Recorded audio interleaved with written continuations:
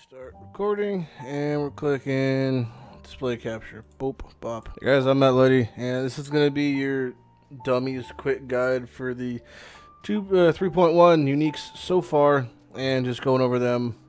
That's basically it. Nothing really more to say here. This is a reactionary video. Someone PM me about it, like most of my videos, and here we are. So let's get the shit over with. This is bing bang booming on Reddit, and I'm just going to go over these things in the order they were kind of released at. You can check it all on the forums if you go to Path of Eggs on the news, and you can see all the upcoming bullshit there. What is this one? Well, this is the first of them, and we can go over all of them in their little ways. So, Stormcharger, leveling uniques, 1 alch item. Wraithlord is a Spectre leveling helm, 0 endgame potential. A crafted bone helmet will always be superior.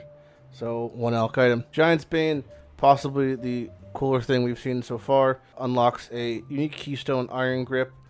The one issue is that iron grip's on tree. Not only is it on tree, but it's actually in a pretty solid spot of the tree. What the fuck? Which is between Marauder and Duelist, a pretty visited location, so not too far out of the way, but still pretty cool. Cane of Unraveling is like this, I don't even know, it's a Chaos Dark Pack staff, because it highly interacts with power charges and the aspect I imagine of critting, but it's mostly cast speed and mana regen. And yeah, but the only thing I could really see it with maybe interacting outside of crit Dark Pack would be something revolving around Trickster. For those who don't know, the new Trickster has on the Swift Killer 5% increased damage, dot damage for power charges. So, you know, if you racked up a bunch, maybe like 8-10 power charges, all things considered, get extra dot damage. Might make sense for some sort of staff blight shenanigans, but really it seems pretty shit. And we got a map. That's about all I can say about that. And some sort of can't be frozen shield that has a built-in trigger level 20 Aegis, cold Aegis when equipped. We have no idea what. I'm gonna sneeze. Holy shit. Pretty much just wait till patch notes on that one, which again could be the issue with a lot of these things. Next up was the Atlas. Next is the War for the Atlas page itself. It has a lot of cool shit, but on the unique section we have stuff like this Assassin's Bow. It's actually not bad. It's probably the best thing we've seen so far. It gives you additional arrows, iron reflexes, this weird fluctuating abilities, more bow damage at close, far shot when you don't have iron reflexes. So it's kind of gimmicky, kind of cool. It's got okay PDPS. Still worse than the Lion Eyes, so 1 alch item. White Wind Imperial Skein, which is a shitty Ellie dagger with the kind of, again, gimmicky but cool mechanic. 100% increased cold damage while your offhand is empty, and then 20% dodge attacks for the same thing. Main hand, no offhand. Literally useless because that 100% Ellie damage is same things to slap it on a Doriani's Catalyst in your offhand. So the Egg Yolk of Suffering, bunch of res, reduced ailments, elemental damage. It's not good. It's just not good. Hunger Loop is a complete fucking meme bait item, but it consumes 4 additional support gems. The cast and damage take is just an example, and it pops in level 20, so they don't have any quality.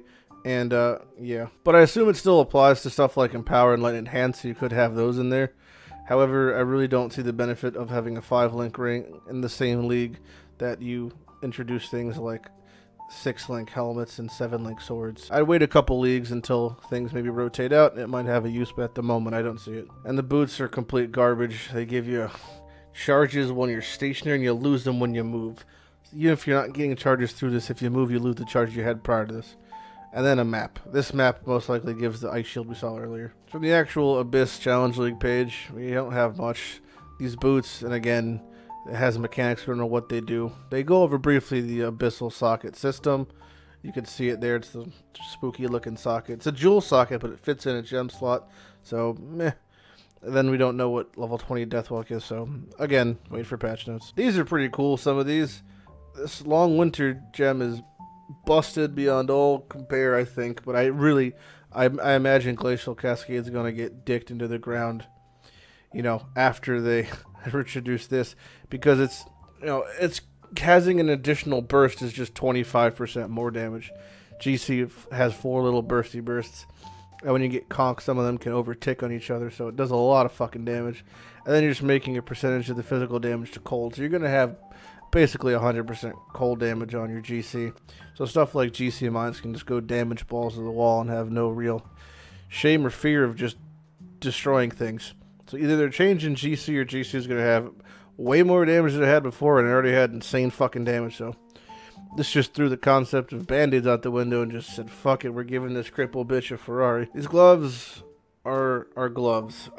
No one's spending 800 mana aside from Fox Tactics spamming arc, but it has supported casting, so it's a 5-link pseudo, but again, same league when they're introducing 6 and 7 links and helms and gloves, so meh. This is the opposite of the ice shield we saw earlier, but fire, probably from the unique map we saw earlier. Finally, Baby Rage King himself, Xeno.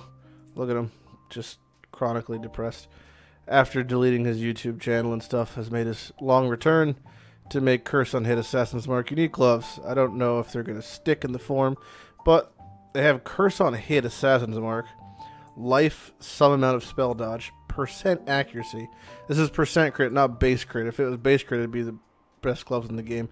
And minus chaos res. Overall, it's giving you a lot of accuracy and probably a decent amount of crit chance. And then Assassin's Mark Curse on Hit.